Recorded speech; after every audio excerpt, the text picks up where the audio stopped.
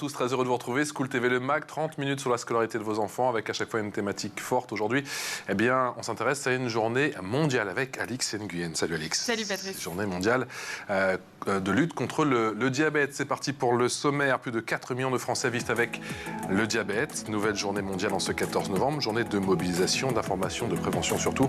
On voit ça dans un instant. Quels sont les différents types de diabète? Comment les traiter? Le diabète est-il un frein ou plutôt une force? Peut-on devenir sportif, professionnel avec un diabète de type 1? La réponse dans un instant. Et puis dans un instant, la loupe, c'est avec Alix. La loupe, on s'intéresse à une association, l'aide aux jeunes diabétiques, qui vient en aide aux parents d'enfants diabétiques. C'est parti pour l'expression. Voilà tout de suite, Alix.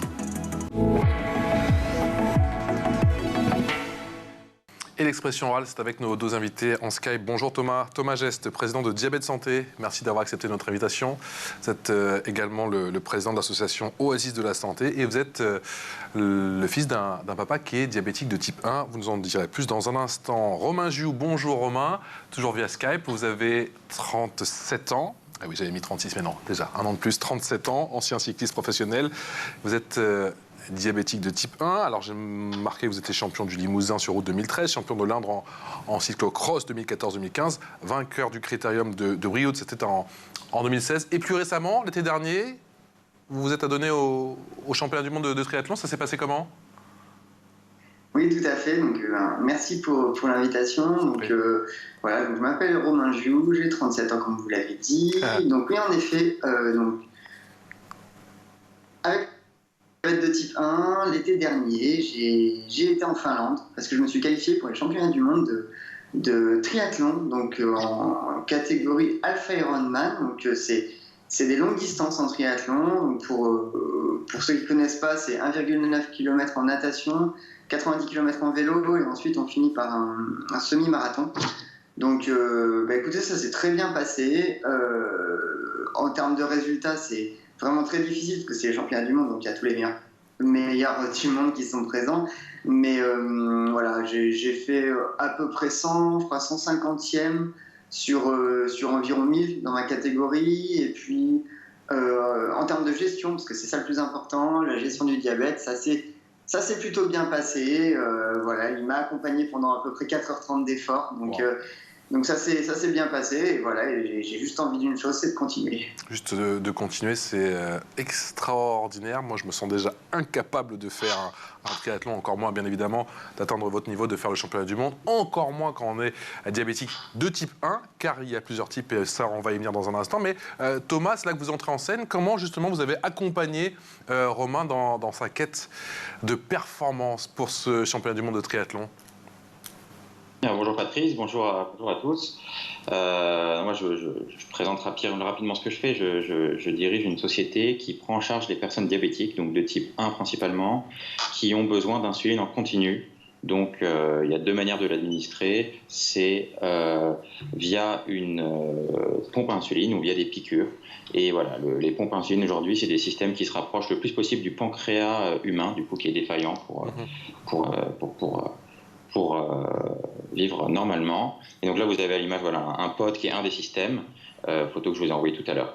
Et donc nous, notre but, c'est de prendre en charge ces patients et de les accompagner déjà pour l'acceptation du diabète et puis pour la prise en charge de leur matériel et le bon fonctionnement de ce dernier, sachant qu'on est là pour les assister vraiment sur une approche globale. Et moi, je suis persuadé que le sport, ça fait partie du premier atout pour une personne diabétique. Romain. Et comme j'ai expliqué, voilà, j'ai grandi avec le diabète à la maison et avec des exploits sportifs, et je suis persuadé que le diabète, on en fait une force. Je sais que c'est une thématique qu'on aborde plus tard. Ouais. Et du coup, voilà, on est rentré en contact avec Romain il y a quelques années, et son parcours m'a touché, sa volonté m'a touché personnellement, et aussi pour donner de la force à toutes les personnes diabétiques. Et donc, on a décidé de rentrer ensemble en partenariat pour le soutenir dans ses épreuves. Donc, et sur la partie diabète, pour lui fournir du matériel, lui donner des conseils et avoir une infirmière référente pour lui au quotidien, qui est capable de le coacher en binôme avec le médecin, et aussi sur la partie organisationnelle de ses compétitions pour lui abaisser au maximum sa charge mentale. Voilà. On va bien sûr parler de ces différents exploits sur le plan sportif, ceux de votre papa, bien sûr, qui vous ont assurément inspiré, et ceux de Romain dans un instant. Romain, on va commencer par le commencement. Pour ceux qui ne connaissent pas le diabète, comment vous définiriez justement ce qu'est le diabète ? Alors, fait, le diabète, en effet, c'est une maladie, une pathologie qui est connue, mais je trouve qu'il est assez peu comprise par beaucoup de monde, parce que le diabète de type 1, notamment, donc le diabète dont je suis atteint, c'est quelque chose, voilà, c'est pas à cause du sucre, on peut pas se dire ah t'as un diabète, c'est parce que t'as mangé trop de sucre, c'est pas du tout ça. Clairement, pour faire simple pour moi, j'ai toujours été sportif, j'ai jamais été malade, et en fait à 15 ans, j'avais des crampes sur les courses de vélo, et j'ai fait une prise de sang. Tout allait bien sauf une chose, la glycémie. Donc le diabète, ma glycémie était trop haute. Donc ça veut dire que j'avais trop de sucre dans le sang. Pardon Romain de vous couper. À part les crampes, il y avait d'autres symptômes qui auraient pu vous alerter à l'époque à 15 ans? J'étais un petit peu fatigué, mais voilà, je faisais beaucoup de sport, donc je me rendais compte de rien, et je pense que on a pris le diabète au départ, et ça c'est une chance. J'ai pas eu d'autres symptômes vraiment, parce que les symptômes du diabète, ça peut être une grande soif, énormément de soif, une grande perte de poids aussi, donc de la fatigue. Et donc là, il faut tout de suite se dire, mince, il y a quelque chose. Donc concrètement, qui va pas, si on a un enfant, donc effectivement, qui a une dizaine d'années et qu'on voit qu'il perd pas mal de poids, ça pourrait être effectivement l'un des symptômes du diabète, et il faut du coup faire une prise de sang? Ouais, tout à fait. Envie d'aller aux toilettes très souvent aussi. Un symptôme vraiment, c'est énorme, parce que lorsqu'on a le taux de sucre qui est très haut, on a envie d'aller aux toilettes. Parce que les déchets s'éliminent directement par les urines, et ça, c'est vraiment un gros symptôme. Donc, perte de poids, envie d'aller aux toilettes, beaucoup d'envie de boire. Donc ça, ouais, ça, faut tout de suite se poser la question. Et Romain, au début, les spécialistes vous ont recommandé de plutôt arrêter le sport, ou pour eux, c'était envisageable que vous continuiez? Alors, justement, c'est une très bonne question, parce que moi, ça fait plus de 20 ans que je suis diabétique. Donc, ça a beaucoup changé depuis 20 ans. Mais en fait, moi, j'ai eu la chance que le diabétologue qui m'a pris en charge directement, en fait, j'avais une seule question à lui poser, c'était est-ce que je peux continuer le sport et le vélo en particulier? Et en fait, il m'a dit oui. Et ça, je pense que c'est la clé de ma vie, parce que en me disant oui, il m'a tout de suite donné une vision positive de mon diabète, parce que pour moi, c'était bon, je pouvais continuer. Alors que s'il m'avait dit non, pour moi, tout s'arrêtait, et je pense que j'aurais pris le diabète comme un fardeau plutôt que comme un ami qui m'accompagne au quotidien au final. Thomas, on est bien d'accord, Thomas Geste, qu'on soit diabétique de type 1 ou diabétique de type 2, cela n'a rien à voir, ce qui peut-être complexifie parfois la compréhension du diabète. Tout à fait, le diabète pour moi c'est une maladie qui est encore méconnue, parce qu'elle n'est pas très médiatisée, elle n'est pas très relayée par la presse, par la télé, et il y a 90% des personnes qui sont diabétiques, donc sur à peu près 4 millions, qui sont diabétiques de type 2. Qui est une maladie qui se développe suite à un excès durable du sucre dans le sang, qui est relativement héréditaire et qui est assez lié au mode de vie, la sédentarité, le surpoids, l'obésité. Le tabac. Le diabète de type 1 qui concerne à peu près 250 000, 300 000 personnes, de par cette petite taille, c'est souvent des cas uniques. C'est pas héréditaire, c'est pas familial. Et donc souvent, ce dont on s'aperçoit pour suivre des centaines, des milliers de patients, c'est que souvent c'est le seul d'une famille, c'est le seul d'une classe, c'est le seul d'un bureau. Et du coup, il y a un isolement qui se crée. Et ça, c'est la chose qui est la plus difficile et sur laquelle on doit œuvrer grâce aux associations, grâce aux prestataires, c'est d'essayer de créer du lien entre ces patients-là, parce que l'enjeu principal, c'est d'accepter. Et comme vous l'avez dit, quand on a 10 ans, 12 ans, qu'on est un enfant, qu'on s'épanouit et que du jour au lendemain, ça nous tombe dessus, le plus dur, c'est de comprendre et d'accepter.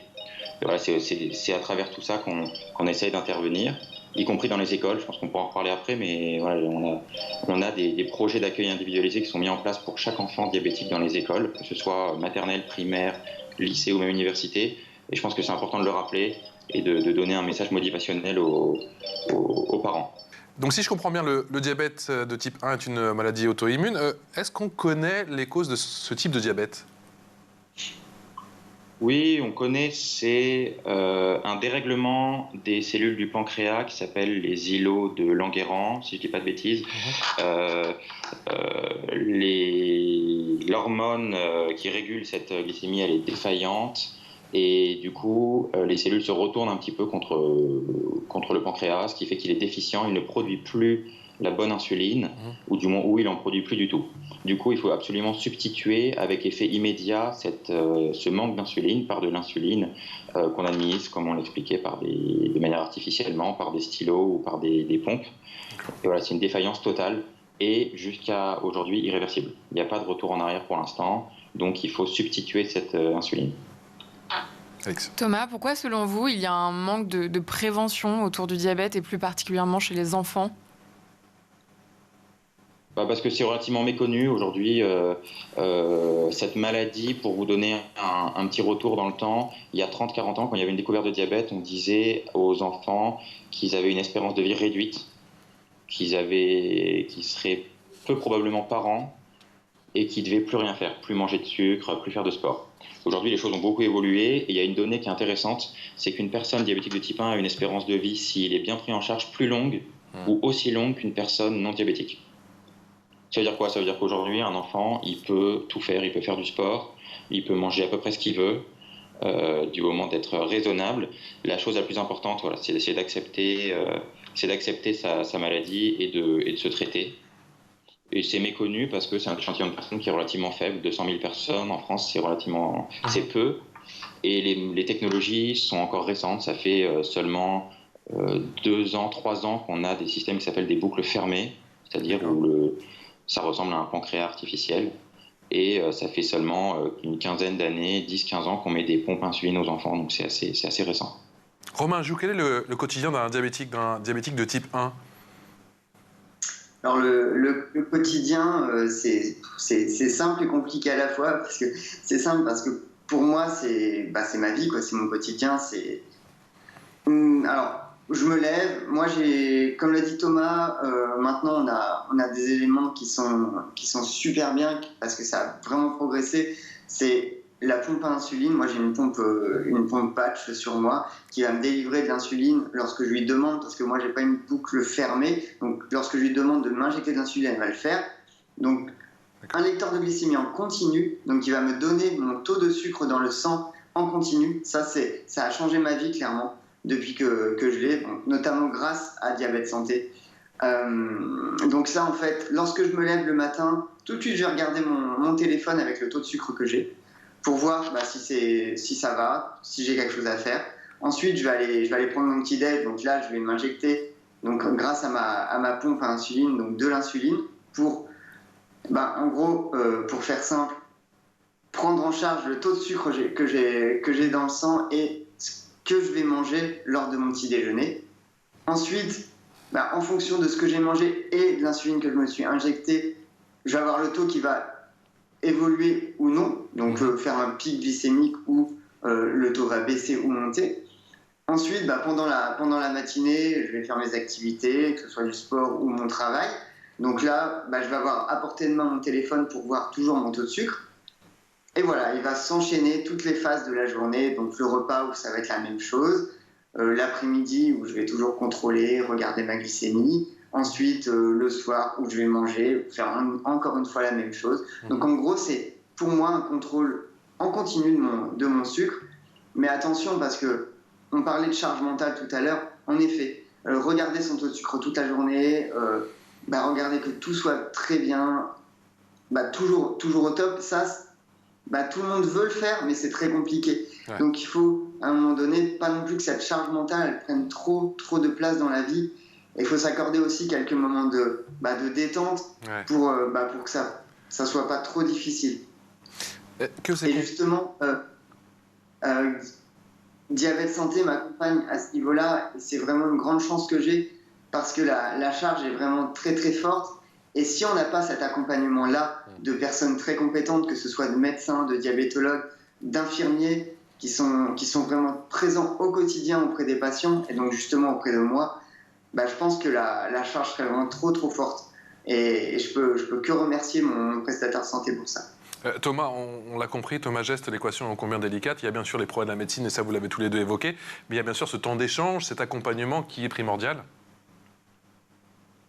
Je pense que c'est la chose principale, parce que finalement, une courbe ou une donnée numéraire, on peut la régler, mais surtout à la phase de l'adolescence, c'est la chose la plus importante, c'est d'accepter et de vivre avec. Donc, pour être très factuel, donc pour les enfants, les diabétiques du type 1, il y a deux manières de s'administrer l'insuline, c'est soit les stylos, soit les pompes. Et aujourd'hui, le système de la sécurité sociale propose pour les gens qui ont des pompes insuline, donc un prestataire, ce que nous sommes, qui alloue à chaque patient et à sa famille et à l'école une infirmière référente qui est capable de former tout cet entourage du patient pour la gestion de son diabète. Et donc ce qui est intéressant, c'est qu'ils ont mis en place donc ce que j'expliquais, des PAI, c'est des projets d'accueil individualisés pour les enfants. Et ce qu'on propose, je pense que la plupart des sociétés le proposent, c'est d'aller former les infirmières scolaires, d'aller former les enseignants, d'aller former les éducateurs sportifs quand il y a des activités pour qu'on dédramatise toute cette situation. Le but, c'est qu'un enfant à qui on découvre un diabète, il ne soit pas mis de côté. Et donc nous, voilà, on va dans les écoles, on va dans les collectivités, on va dans les associations sportives pour que tout le monde comprenne et on adapte les conduites à tenir. Donc, en cas d'hypoglycémie ou d'hyperglycémie, qu'est-ce qu'on fait? Et à partir du moment où on dédramatise cette situation, tout roule. Dédramatiser, justement, c'est le maître mot et on continue à en parler dans la loupe d'Alix. C'est parti.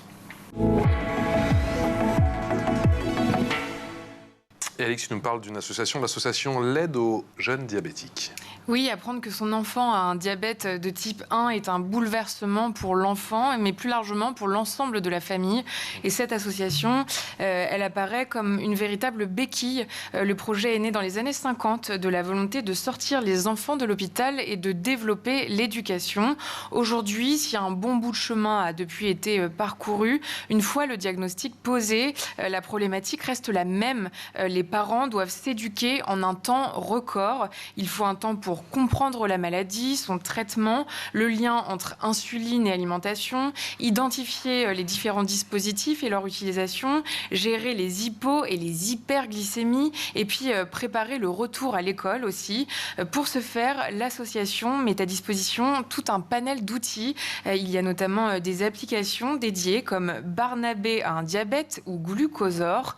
La JD propose même des séjours et puis elle organise aussi des petits instants réconfortants pour mettre du baume au cœur des enfants, comme avec la visite de la danseuse Elsa Bois au centre de Mi-Mai. On va avoir les mains en bas et on va tourner, fermer les mains, jambe gauche et kick et droite et gauche. Mais attends, mais je vais avoir mal là? Non, oui. Ah, un petit peu. Je te donne un doigt? Jusqu'à 3 normalement. Quelqu'un me chante une chanson pour que j'ai pas mal? Jusqu'à 3. 1, 2, 3. Non, c'est vrai que les patates elles font pas mal. Merci du conseil. J'étais bien conseillée. Et c'est là qu'on dit. Merci. Photo de qualité. Non, il n'y a pas de trop. Et voilà. 88, ça va. C'est bien. Et c'est vrai que moi, j'ai pas toutes les nuances. J'avais pas toutes les nuances diabète de type 1, diabète de type 2. Et c'est ouf en fait, on se rend pas compte de la charge mentale qu'ils ont, je trouve, aussi jeunes, de devoir gérer, de devoir compter tout ce qu'ils vont manger. Je trouve ça hyper. Enfin, ils sont tous très matures pour leur âge en fait par rapport à ça. Et ils ont tous compris que la santé c'est quelque chose d'hyper important. Romain, est-ce que vous intervenez vous aussi dans les écoles? J'interviens pas forcément dans les écoles, mais auprès de familles. J'ai fait pas mal de conférences auprès de familles, justement, comme vous le disiez, pour rassurer les parents, pour leur montrer que c'est possible, en fait, qu'il faut être là, bien sûr, auprès de leur enfant, mais que c'est pas si compliqué que ça et qu'ils vont y arriver. Parce qu'en effet, quand on a un enfant en bas âge diabétique, ça peut être compliqué, surtout quand on ne connaît pas la maladie. Donc les accompagner, leur donner des petits conseils, ça j'adore le faire et vraiment leur montrer qu'avec juste de l'amour, de la bonne volonté, en fait on vit normalement. Et les parents ils attendent que ça, juste qu'on puisse leur montrer qu'on peut vivre normalement et qu'on va vivre normalement et qu'on est là pour ça, quoi. Qui dit vivre normalement dit faire du sport normalement, dit aussi manger normalement. C'est vrai que quand on pense forcément au diabète, on pense sucre, on se dit ouh là là, on va plus pouvoir manger des petits gâteaux, voire même la pasta, les pâtes. Tenez, regardez cet extrait. Elle s'appelle Alix Bornon et elle a créé les belles envies des gourmandises de haute, très haute qualité. J'ai essayé de remplacer un sucre par un autre sucre. Donc il y a toujours du sucre, sauf que c'est un sucre qui n'a pas d'impact ou un très faible impact sur le poids et sur la glycémie. J'ai choisi de faire ce type de chocolat parce que je suis diabétique depuis que j'ai 13 ans. Donc 18 ans de diabète derrière moi aujourd'hui, 18 ans de frustration, toujours compliqué pour manger, pour se faire plaisir, tout en mangeant quelque chose de gourmand. Donc tout est fait dans notre laboratoire à partir de matières. Donc les farines sont d'agriculture biologique, c'est des farines non raffinées, donc pas de farine blanche, pas de sucre blanc. On utilise du sucre de fleur de coco qui permet que votre glycémie elle monte pas. Étonnamment, quand j'étais petite, j'étais pas du tout sucrée. Je détestais le sucre. Et puis quand je suis tombée diabétique à l'âge de 13 ans, j'en ai raffolé et j'en voulais tout le temps. J'en rêvais. Mais je pensais jamais en faire ma profession. J'ai créé Les Belles Envies à l'âge de 26 ans. L'aventure a commencé avec un médecin, un chef compagnon du devoir et une jeune fille diabétique. Romain, vous vous interdisez certains aliments ou pas du tout? Non, moi j'ai pour habitude de dire que, en fait, en tant que personne diabétique, je suis plus normal qu'une personne normale. Simplement, la différence que j'ai, c'est que moi je suis en mode manuel et les autres sont en mode automatique. Moi, je vais m'injecter l'insuline que j'ai besoin pour vivre, alors que les autres, c'est le pancréas qui le fait automatiquement. La seule différence, c'est que moi, la dose que je m'injecte, elle n'est pas forcément précise exactement par rapport à ce que je mange. Mais je ne m'interdis rien, je mange à ma faim, c'est le plus important. Et puis je m'injecte lorsque j'ai besoin de m'injecter, simplement. Voilà, il faut juste faire attention. Thomas, votre papa, lui aussi, il fait attention à tout ce qu'il mange. Il s'interdisait des choses ou pas forcément? En termes d'alimentation, ça se passe comment?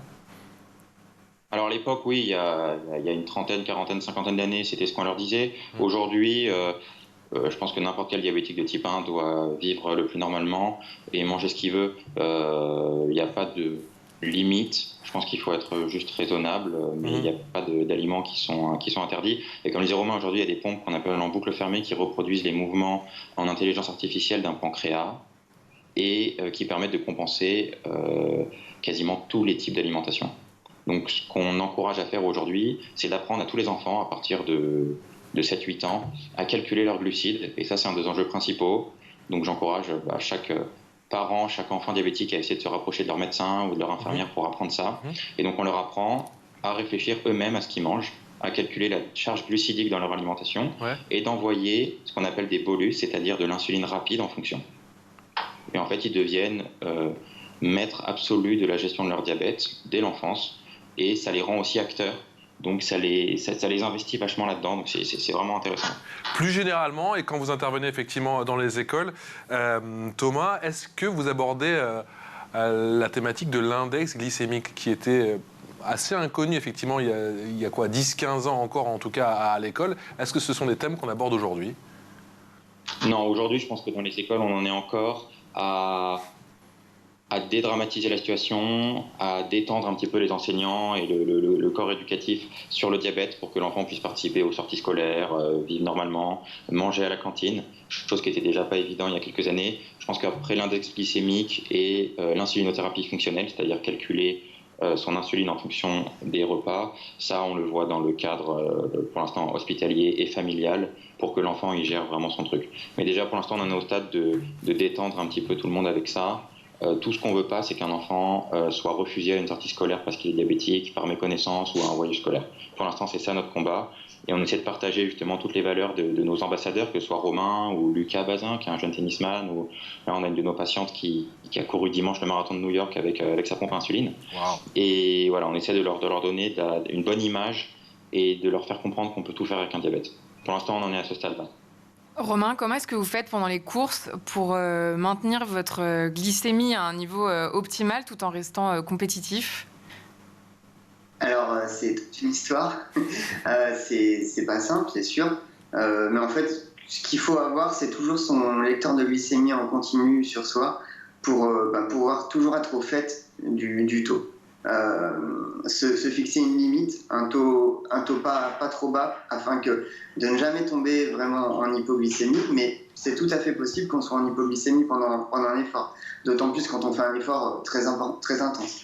Donc du coup, j'ai toujours mon lecteur de glycémie sur moi en continu, donc là je le vois en direct, et j'anticipe si je vois que je suis vers une pente descendante, et ben je vais me sucrer avant l'hypoglycémie. Ouais.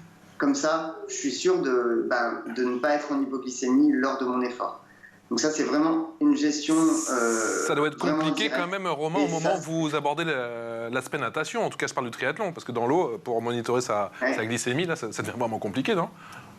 Non, en effet, pour la natation, c'est différent. En fait, alors, la natation, c'est au départ de l'effort. Donc, ce que je fais, c'est qu'avant la partie natation, je vais me contrôler, je vais être sûr d'être à un taux quand même assez élevé, parce que pendant l'effort de natation, qui est d'environ 30-35 minutes, je ne vais pas pouvoir savoir où j'en suis et je ne vais pas me sucrer non plus. Alors, au cas où, ça dépend des fois, mais parfois, je vais quand même mettre, par exemple, un gel énergétique dans ma combinaison de natation.